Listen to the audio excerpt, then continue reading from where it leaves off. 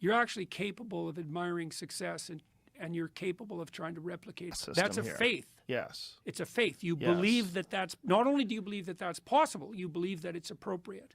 Yes. And that's the American dream. And it's celebrated. And celebrated. And that's no different than worshipped fundamentally. Like that, the difference between those words is like systematic. And so trivial. That is what is attractive. Yeah. Well, partly too, because you remember, like one of the countries I went to visit was Albania.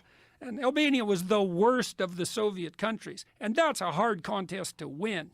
Like there are caverns all over Albania that the government dug out because the whole story there was Albania was the richest, most desirable country in the world, and they were absolutely surrounded by enemies. It was like the ultimate paranoid totalitarian states, and they're not very happy about the devastation that wreaked for 60 years. And, they look to the West, to the best part of the West, and think, God, don't lose that, guys. Like we had the totalitarian utopia, and it wasn't, I wouldn't recommend it. So I'm going through all these countries, and people are telling me this concern they have. And then they also say, well, we feel like we're voices crying in the wilderness, like we're concerned about the direction of the culture war, let's say. But if we say anything about it, we get taken out by the mob. But then I went to like 14 countries, and everyone said the same thing. And I thought, well, if the same thing is happening in 14 countries, you're not a voice crying in the wilderness. You're just people who aren't communicating very well with each other. So I thought, well, why isn't there an international organization that's really centrist, that would attract traditionalist, small c conservatives and classic liberals alike? We don't want the ultranationalist types because they go off the deep end in one particular way. And, the radical leftist globalist utopians who are under the grip of the Marxist idea, that's a very small minority of people. There's a huge number of people in the reasonable middle, but they don't seem to, they've abdicated their responsibility. That's a good way of thinking about it. So then I started talking when I went through Europe. I said, well, I'm thinking about organizing a convention where I could bring people together to talk about a different vision and also maybe to share specific policy ideas that worked. Right? So that's more concrete. And everyone I talked to said, I'd really be interested in that. I'll change my schedule. I'll do everything I can to help. And that just happened in every country. And so I thought, well, that's weird because, this is a preposterous idea. And what should happen is that people, maybe they're pleased to meet me and they give some lip service to the idea and it just ends there. That's the destiny of most ideas. But that isn't what happened. Then I went to the UK and started talking about it, and exactly the same thing happened. People were just like, sign me up, man, what can I do? Then I went to Washington. I talked to the Republican Study Committee about this, and they make policy for the Republicans, and the same thing happened. A whole bunch of Republicans came up and said, we'll change our schedule, make sure you have the conference at some time when the House isn't sitting so we can attend. Is there anything I can do to help? And I realized then, the conservative types, they're pretty good at implementing. They're pretty good incremental movers because they're conscientious, but they're not very good at vision. And so they get reactionary, and what happens on the Republican side is they're always pointing to the left saying, you go too far, but there's no vision. So it's hard for them to attract young people. But it turns out if you put forward something that approximates an invitational vision, they're just all over that, like in no time flat. So then how to implement it? Well, we got together a group of people in London twice, very diverse group of people, and we hashed out these 5 questions that I presented to you, and everyone basically agreed, despite a wide range of political opinions in the room. Said, yeah, those seem to be the key questions.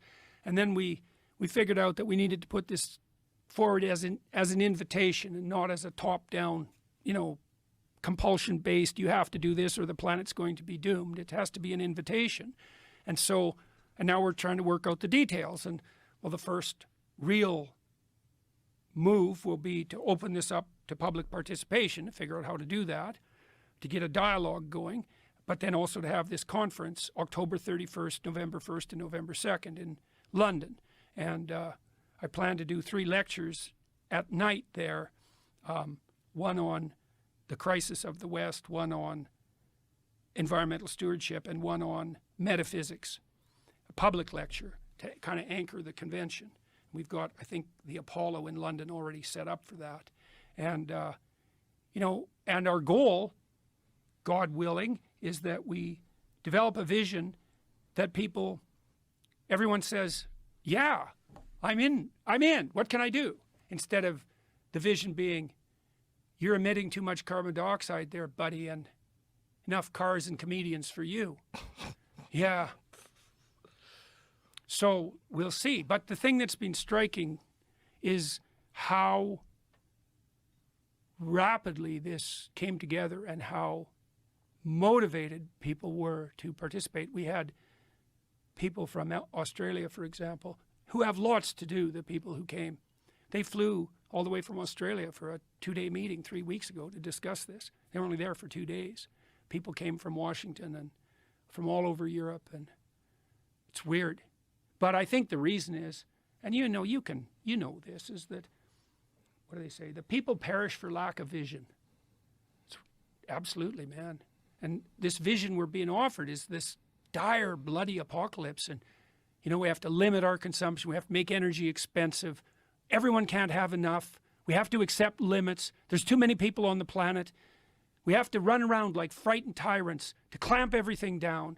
It's like all that's doing, it's demoralizing young men like mad.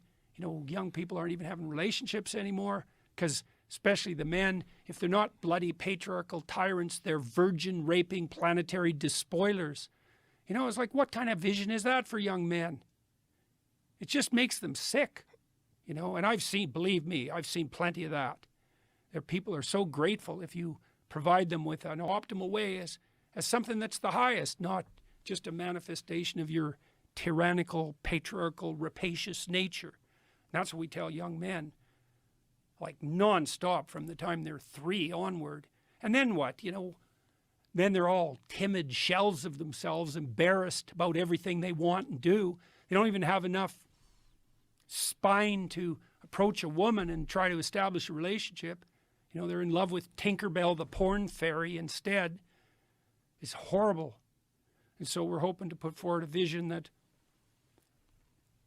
that's an invitation, to the table. And with the idea that if we got our act together, especially given our technological power, God only knows what sort of world we could build.